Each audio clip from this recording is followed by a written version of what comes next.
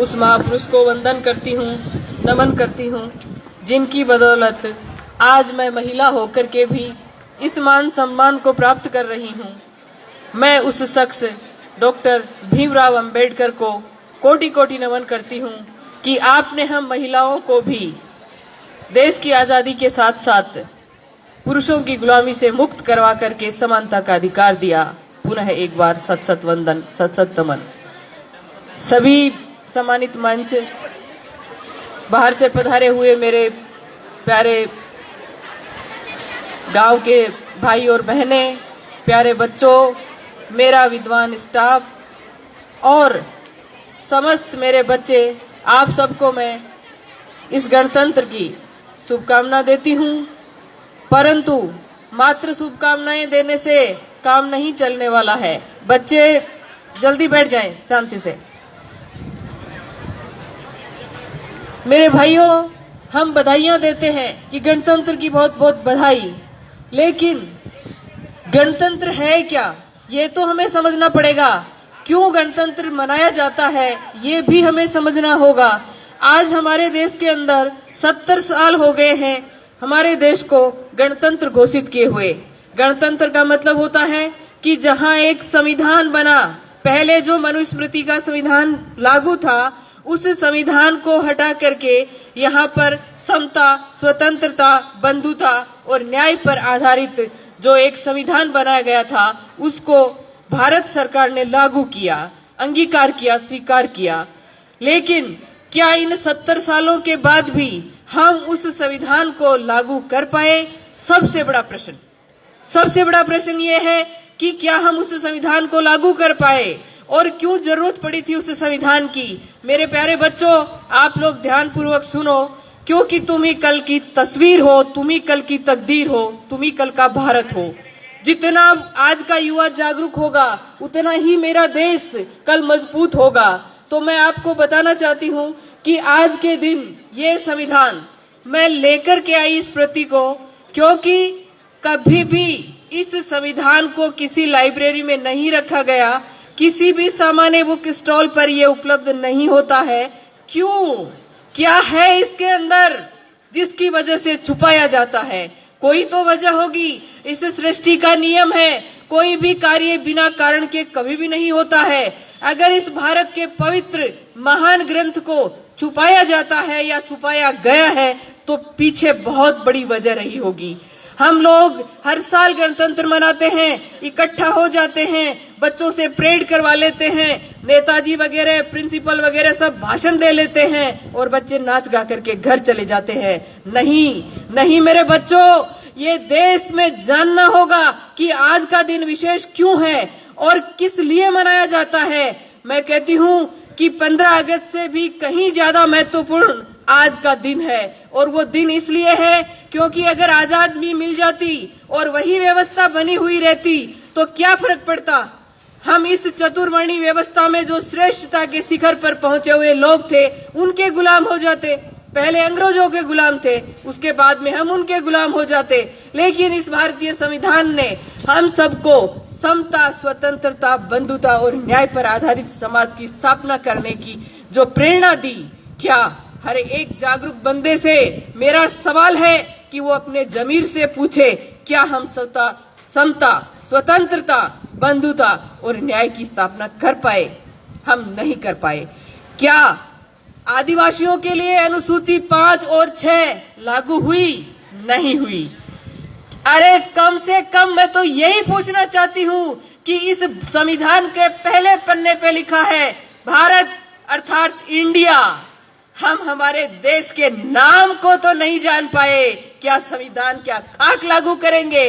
हम हमारे देश के नाम को नहीं जानते, हिंदुस्तान हिंदुस्तान करते रहते हैं, जबकि हमारा संविधान हमें कहता है कि इस देश का नाम भारत या इंडिया है। हम किस संविधान की, किस गणतंत्र की बात करते हैं? ये झूठे खोखले वादे हैं, और ये खोखले वादे इसलिए है क्योंकि भारत की जनता पप्पू है।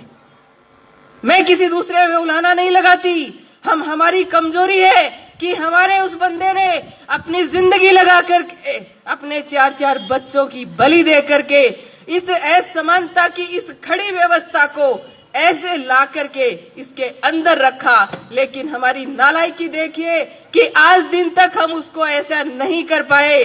सिद्धांतों में ये संविधान है, लेकिन आज भी आप जाकर के देखिए वो की वो व्यवस्था लागू है। तो मेरे भाइयों, हमें मूल्यांकन करना होगा इस चीज का कि 70 साल बीत जाने के बाद भी क्या आर्टिकल 340 जो इस देश के महान संख्या वाले, जो बहुसंख्या वाले जो ओबीसी वर्ग है, उस ओबीसी का आर्टिकल 340 ओबीसी के लोगों को ही नहीं पता। दूसरों की तो बात छोड़ो, ओबीसी के लोगों को नहीं पता कि आर्टिकल 340 क्यों लिखा गया और उसकी क्या पालना हुई, कुछ नहीं पता है। आर्टिकल 341 कुछ मिला, लेकिन आर्टिकल 342 एसटी के लिए कुछ नहीं मिला। क्या पता है आदिवासियों को? अरे मेरे आदिवासी मूल निवासी भाइयों, तुम समझो कि जिस देश में बाबा साहब के जन्म लेने से पहले महान बिरसा मुंडा ने आजादी का आंदोलन, जिसको मुंडारी भाषा में मुक्ति का आंदोलन यानी कि उल गुलान नामक एक जो आंदोलन छेड़ा था, क्या पता है आपको? नहीं पता, क्योंकि हम पेट तक सीमित कर दिए गए। हमारी शिक्षा पद्धति, एक प्रिंसिपल होने के नाते मुझे शर्म आती है ये कहते हुए कि भारत की शिक्षा पद्धति विश्व की शिक्षा पद्धति में घटिया वाली में दूसरे नंबर पर है। ये हमारे लिए सोचने और शर्म करने की बात है कि भारत की शिक्षा पद्धति क्यों है दूसरे नंबर पर, जब हमारी अर्थव्यवस्था विश्व के विकसित देशों से टकरा रही है। तो हमारी शिक्षा पद्धति जो कि भारत के भविष्य का निर्माण करती है, उस भारत के भविष्य के साथ ऐसा मजाक क्यों ऐसा मजाक? ये समझना होगा और ये पढ़े लिखे लोगों को समझना होगा। और पढ़े लिखे लोगों ने शायद कहीं न कहीं अपनी गैर जिम्मेदारी का परिचय दिया है कि आज हमारी आर्टिकल जो है वो हम नहीं जानते, हमारा संविधान क्या है वो हम नहीं जानते, और हमारे हक अधिकारों को हम नहीं जानते। भाइयों, गणतंत्र मनाने से, भोजन कर लेने से, मिठाइयां बांट लेने से, बच्चों को नचा लेने से कुछ नहीं होने वाला है। इनके पीछे षड्यंत्र था कि इस दिन डॉक्टर अंबेडकर की चर्चा नहीं होनी चाहिए, इस दिन भारतीय संविधान की चर्चा नहीं होनी चाहिए, क्योंकि भारतीय संविधान की अगर चर्चा होगी तो भारत के लोगों के हक और अधिकारों की चर्चा होगी, और अगर हक और अधिकारों की चर्चा होगी तो लोग जागृत होंगे तो अपने अधिकारों को लेने के लिए संगठित होंगे, और संगठित होंगे तो शक्ति का निर्माण होगा, और शक्ति को जमाना सैल्यूट करता है। इसलिए हमारी शक्ति नहीं बन सके, हमारे लोग जानकारी नहीं हासिल कर सके, इसके लिए इस गणतंत्र का जो ये रूप, मुझे खुशी है इस बात से कि बच्चों को डांस भी करना चाहिए, बच्चों को बोलना भी चाहिए, लेकिन इस दिन सेमिनार, इस दिन वाद विवाद, इस दिन बड़ी बड़ी चर्चाएं, परिचर्चाएं, टीवी के ऊपर जो वो विवाद करते हैं, बैठ करके नॉन इशू को इशू बना करके जो बक बक करते रहते हैं, उन लोगों को वहां पर संविधान के आर्टिकलों पर चर्चा करनी चाहिए। ऐसा क्यों नहीं होता? क्यों नहीं होता ऐसा इसलिए नहीं होता कि आप लोग अपने अधिकारों के प्रति जागृत नहीं हो। मुझे दुख है इस बात का। मेरा विद्वान स्टाफ बैठा है, शायद पहली बार डॉक्टर अंबेडकर की तस्वीर देख रहे होंगे 26 जनवरी के ऊपर, पहली बार, वरना बहुत कम। मेरी खुद की उम्र इतनी हो गई, 22 साल हो गए सर्विस में, कभी नहीं देखा। क्यों रोका जाता है चर्चा से? अरे मेरे भोले लोगों, तुम समझो, बहुसंख्यक लोगों तुम समझो कि तुम्हारे साथ ये जो साजिश हो रही है ये क्यों हो रही है। मेरे भाइयों, सृष्टि का नियम है, कोई भी कार्य बिना कारण नहीं होता है। तो ये क्या कारण था कि इस देश का ये जो पवित्र ग्रंथ है, इस देश के सभी ग्रंथ धर्मों का ये पवित्र ग्रंथ है, इस ग्रंथ को हमसे क्यों छुपाया गया? आपको सवाल करना चाहिए। हमारे जनप्रतिनिधि बैठे हैं, उनसे भी मेरा सवाल है कि हर एक ग्रंथों को अपने घरों में रखो।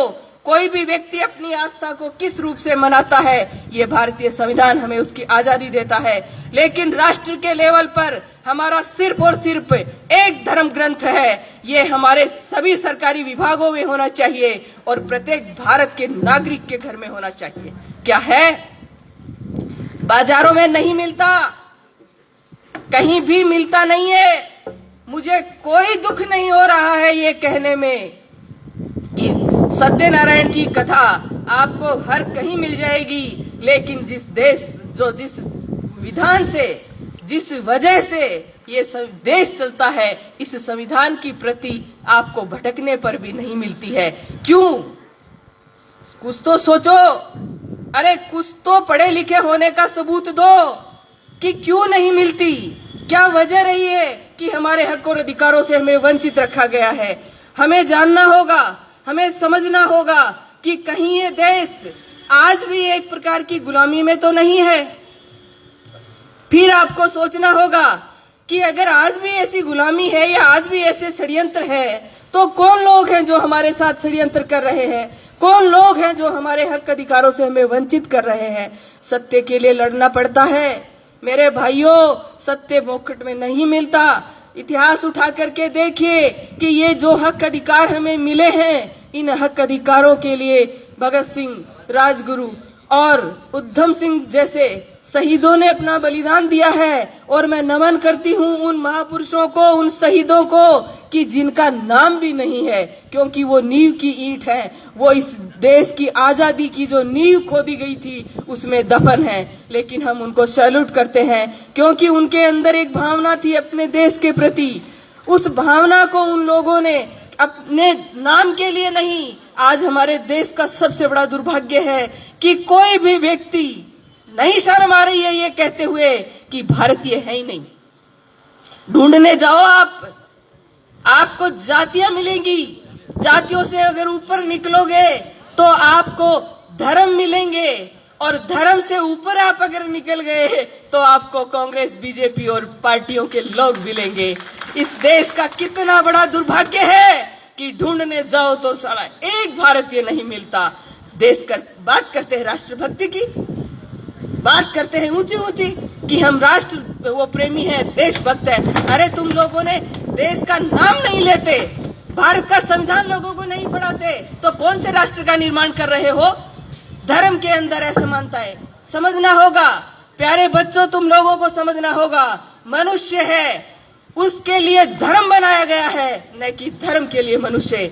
आज हमारे देश के अंदर इस तरह की व्यवस्था कर दी गई है कि व्यक्ति है उसके लिए जो है महत्वपूर्ण, जो है धर्म से ज्यादा महत्वपूर्ण, संविधान से ज्यादा महत्वपूर्ण उस व्यक्ति के लिए धर्म हो गया है। हमें धर्म को अपने घरों तक सीमित रख करके देश के लिए सोचना होगा। हमें हमारे भारत को, जो पहले सम्राट अशोक के समय में जो विश्व गुरु था, वैसा का वैसा विश्व गुरु हमें हमारे देश को बनाने के लिए प्रत्येक नागरिक को भारत का संविधान पढ़ना पड़ेगा। संविधान पढ़ोगे तो आपको पता लगेगा कि हमारे हक और अधिकार क्या हैं। जब प्रत्येक व्यक्ति को हक और अधिकार मिलेगा तो भारत आज जिस चीन, जिस पाकिस्तान, जिस बांग्लादेश की बात करता है, आपको सुनकर ताज्जुब होगा कि वह हमारा भारत भूखमरी के अंदर उन देशों से पिछड़ा हुआ है। सम्मानित मंच से भी प्रश्न रहेगा, सामने मेरा बुद्धिजीवी स्टाफ बैठा है उससे भी प्रश्न रहेगा कि घर में अगर पैसा आता है और घर के लोग भूखे हैं तो घर का मुखिया चोर है कि नहीं? अगर हमारी अर्थव्यवस्था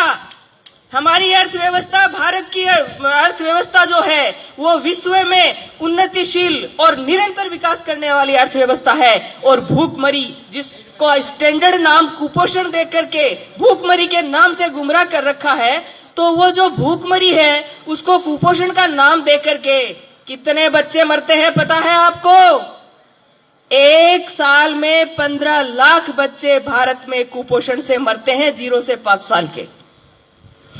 अगर आप उसका वैल्यूएशन महीने में करो तो 1.25 लाख बच्चे एक साल में एक महीने में कुपोषण से मरते हैं, 0 से 5 साल के। और अगर आप इनकी तुलना ऐसे करते जाओगे तो आपको ताज्जुब होगा, और ताज्जुब तो आपको उस समय और ज्यादा होगा जब उनकी जातियों का आपको पता लगेगा कि कौन लोग हैं जो मारे जाते हैं, कौन लोग हैं वो बच्चे जो कुपोषण यानी कि भूखमरी से मारे जाते हैं। हम किस गणतंत्र की बातें करते हैं? ये गणतंत्र आज भी अधूरा है। आज भी हमारा संविधान रो रो करके उन बुद्धिजीवी लोगों से पूछ रहा है कि अरे पढ़े लिखे लोगों, शिक्षा मात्र पेट भरने का नाम तो नहीं था रे। पेट भरने का नाम तो नहीं था। शिक्षा का मतलब था कि तुम लोग समझते कि सच्चाई क्या है, हमारे हक अधिकार क्या है, और उस भोले बिना पढ़े लिखे समाज को जाते उनको समझाते कि देखो हमारे हक और अधिकार ये हैं, तो वो लोग तुम्हारे साथ संगठित होकर के खड़ा होते, तुम्हारी ताकत बनती। और पुन्ना पैक्ट जैसे जो एक घटिया जो भारत के अंदर समझौता हुआ था, उस समझौते के अंदर मेरे बहुजन समाज के जो नेता हैं वो उनके यहाँ पार्टियों की टिकट की भीख मांगते नहीं फिरते, क्योंकि जो काम नहीं करता है उसको गुलामी तो करनी पड़ती है। कहीं न कहीं हमारे अंतर मन को हमें टटोलना होगा मेरे भाइयों। अगर आप मोहब्बत करते हो इस वतन से, अगर आप मोहब्बत करते हो अपने बच्चों से, आप मोहब्बत करते हो अपने बच्चों के आने वाले भविष्य से, तो आपको इस गणतंत्र को सार्थक बनाना होगा। इस धर्म ग्रंथ को आपको पढ़ना होगा। ये भारत का धर्म ग्रंथ असली धर्म ग्रंथ है। इसको पढ़िए, इसको जानिए, इसको समझिए कि पहले की व्यवस्था क्या थी और संविधान ने हमें क्या हक और अधिकार दिए। साथियों, जब हक अधिकार के बारे में पता ही नहीं होगा तो उसको प्राप्त करने का तो प्रश्न ही नहीं खड़ा होता।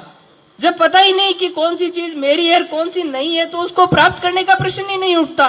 तो आपसे सभी से मेरी गुजारिश है कि पढ़े लिखे लोगों, शिक्षा को मात्र पेट भरने का माध्यम मत बनाओ, क्योंकि शिक्षा जो है, संस्कृत में भी एक सूक्ति है, विद्या सा विमुच्यते, यानी ज्ञान जो होता है ना, वह हमें मुक्त करता है। किससे?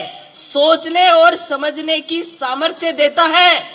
पढ़ा लिखा भी उसी पाखंड के रास्ते पे जाता है और एक अनपढ़ भी उसी रास्ते पे जाता है। मैं कहती हूँ उस पढ़े लिखे से कहीं ज्यादा श्रेष्ठ वो अनपढ़ है कि उसको पता नहीं इसलिए वो उस रास्ते पे जा रहा है, लेकिन पढ़ा लिखा तो उन किताबों को शर्मिंदा करके भी उसी रास्ते पे जा रहा है।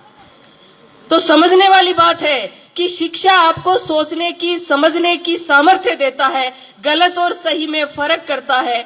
गलत और सही में फर्क करने के बाद में आपको इतनी हिम्मत देता है कि जो सत्य का जो मार्ग है, जो सही मार्ग है, उस मार्ग पे आपको चलने की वो ताकत देता है, बशर्ते आप अकेले ही क्यों न चले। ये नहीं है कि जहां भीड़ जाती है उधर ही आपको जाना है, क्योंकि ये जरूरी नहीं कि जिधर भीड़ जा रही है वो मार्ग सत्य है। सत्य का मार्ग तो खुद मर करके, खुद बीट करके खोजना पड़ता है, और हम हो लेते हैं किसी के पीछे और कहते हैं यही सत्य का मार्ग है। साथियों, बहुत ज्यादा समय मैं आपका नहीं लूंगी। मेरे दर्द की, मेरी जो पीड़ा है इस बहुजन समाज की, उस पीड़ा को मैंने व्यक्त किया है कि हे मेरे बहुजन समाज के लोगों, तुम लोग समझो कि तुम्हारे हक और अधिकार आज भी नहीं है। इस देश का बहुत बड़ा तबका 52% ओबीसी, मैं कहती हूँ इस देश का भाग्य है, लेकिन निर्भीक नींद में सोया पड़ा है। अरे कुंभकर्ण भी 6-7 महीने सोता था, तुम तो जागो रे, कम से कम सालों हो गए, 70 साल तो देश को आजाद हुए हो गए। कभी पढ़ा आर्टिकल? ओबीसी का पहला आईएएस मंडल कमीशन के लागू होने के 44 साल बाद आजादी के पहला आईएएस प्राप्त हुआ था। ओबीसी के लोगों को पता ही नहीं है। मैं बांट नहीं रही, मेरा कोई स्पीच सुनेगा वो कह सकता है कि ये ऐसा कोई स्पीच होता है 15 अगस्त पे, 26 जनवरी पे, क्योंकि ऐसा मेरे को एक बार पहले भी कहा हुआ है कि 26 जनवरी को डॉक्टर अंबेडकर का नाम लेने का प्रश्न ही नहीं उठता। मेरी समझ में नहीं आया कि जो आदमी संविधान बनाने वाला मुख्य व्यक्ति था, कमेटी में और लोग होंगे, लेकिन जो वर्क सबसे ज्यादा जो किया वो डॉक्टर अंबेडकर ने किया, तो उन लोगों, उस व्यक्ति का नाम लेने से गर्व होना चाहिए।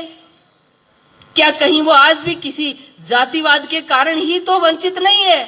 वरना जिसको अमेरिका जैसी कोलंबिया जो यूनिवर्सिटी है, उस यूनिवर्सिटी ने उसको सिंबल ऑफ नॉलेज, और बराक ओबामा ने कहा कि ये तो भारत का दुर्भाग्य है, ये डॉक्टर अंबेडकर का दुर्भाग्य है कि वो भारत में पैदा हुए। अगर वो अमेरिका में पैदा होते तो हम उसको सूर्य कहते हैं, उसको हम सूर्य कहते। तो उस सूर्य को जो दबाया जाता है या दबाया गया है, उसकी कोई तो वजह होगी, क्योंकि उन्होंने आप सबको अपने बच्चे माना, 4-4 बच्चों की बलि दी है। हिंदू कोड बिल, मैडम से रिक्वेस्ट करूंगी जरूर कि हिंदू कोड बिल पढ़े, जिसके लिए और 52% ओबीसी के लिए उन्होंने कानून मंत्री के पद से इस्तीफा दिया।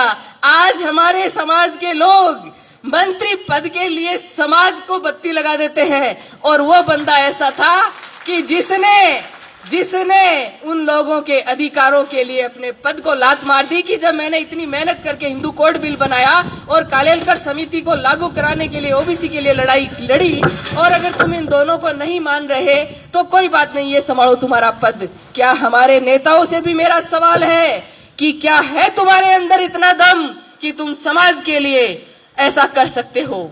मेरे समाज के नेताओं, मेरा निवेदन है आपसे, मत भूलो, क्योंकि इसी समाज के अंदर तुम्हारी भी संतान है।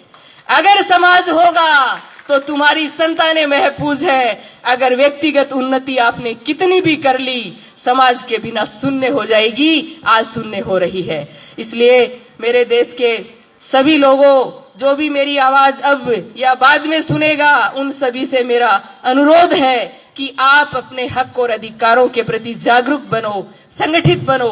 हम किसी के अधिकार छीनने वाले लोग नहीं हैं। हम तो डॉक्टर अंबेडकर के अनुयायी हैं, जिन्होंने मनुस्मृति लिखने वाले असमानता की जो व्यवस्था थी, उनकी संतानों को भी बराबर हक दिया। उसने कोई घालमेल नहीं किया। उन्होंने सारी महिलाएं, जो हिंदू धर्म ग्रंथों में भी अछूत मानी जाती थी, रामायण जैसा ग्रंथ जिनको महिलाएं ढोती हैं, उसका वर्ड है ढोल गवार शूद्र पशु नारी, ये सब ताड़न के अधिकारी। उससे डॉक्टर अंबेडकर ने मुक्ति दिलाई थी कि नारी भी समानता की अधिकारी है। लेकिन अफसोस मुझे कि एक भी भारतीय नारी ने उसको थैंक्स नहीं बोला, बिल्कुल नहीं बोला। एक बार संविधान दिवस का दिन था तो बोले कि पिछली बार की बात है तो कि पुष्प अर्पित कर दो, तो मुझे बहुत दुख हुआ कि सिर्फ मैं एक महिला थी, पुष्प अर्पित किए, बाकी ने कहा ठीक है आपने कर दिए। मैंने कहा मैटरनिटी लीव लेने वाली, नौकरियां लेने वाली,